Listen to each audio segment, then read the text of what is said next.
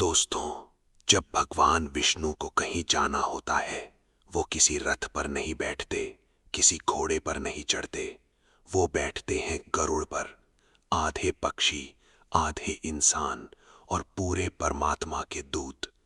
लेकिन क्या आप जानते हैं कि गरुड़ को यह सम्मान मिलने से पहले उन्होंने क्या किया था? उन्होंने देवताओं से युद्ध किया, इंद्र को हराया और अमृत चुरा लिया। आज जानते हैं गरुड़ की पूरी कहानी। दोस्तों, ये कहानी शुरू होती है दो बहनों से, विनता और कद्रू। दोनों ऋषि कश्यप की पत्नियां थीं। कद्रू सर्पों की मां बनी।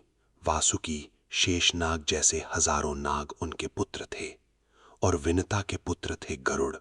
एक दिन दोनों बहनों में शर्त लग गई, उच्चैश्रवा घोड़े के बारे में। कद्रू ने कहा उसकी पूंछ काली है। विनता ने कहा सफेद है। जो हारे वो दूसरे की दासी बन जाए। कद्रू ने अपने नाग पुत्रों को उच्चैश्रवा की पूंछ पर लटकने को कहा ताकि वो काली दिखे। विनता हार गईं और गरुड़ की मां दासी बन गईं। दोस्तों, एक मां जो दासी बन जाए, उस बेटे के लिए ये खबर कैसी होगी? गरुड़ ने मां से पूछा, तुम्हें बताओ, तुम्हें आजाद करने के लिए क्या चाहिए? सर्पों ने जवाब दिया, अमृत ला कर दो, स्वर्ग से। स्वर्ग से अमृत, देवताओं का सबसे कीमती खजाना, जहां पहुंचना असंभव था। लेकिन गरुड़ ने ठान ली।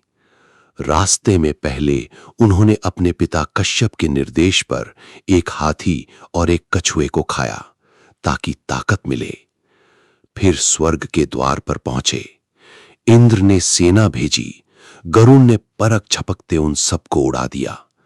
अमृत की रक्षा करने वाला पहिया जो तेज धार वाला था, गरुड़ ने अपने पंखों से उसे रोक दिया।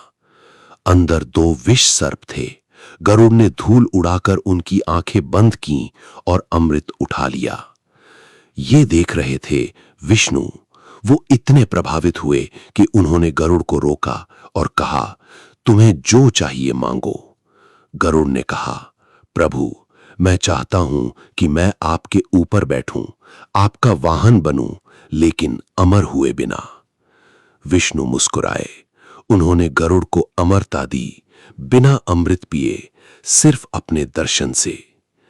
गरुड़ ने अमृत वापस सर्पों को दिया, लेकिन इंद्र वहां पहले से थे। उन्होंने अमृत को वापस ले लिया। सर्पों को अमृत नहीं मिला, लेकिन गरुड़ ने अपना वादा पूरा किया था। उन्होंने अमृत लाकर दिया था। इसीलिए उनकी मां विनिता आजाद हुई और तब से गरुड़ विष्णु के वाहन बने।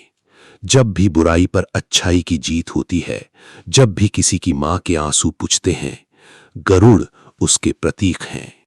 दोस्तों, गरुड़ की ये कहानी हमें सिखाती है, मां के लिए कुछ भी असंभव नहीं। जो मां के लिए देवताओं से लड़ सकता है, भगवान उसे खुद अपना सबसे करीबी बना लेते हैं। अगर ये कहानी आपको अच्छी लगी तो कमेंट में लिखो जय गरुड़देव और वीडियो को शेयर करो। चैनल को सब्सक्राइब करो ऐसे ही अनसुने इतिहास के लिए। जय श्री हरि।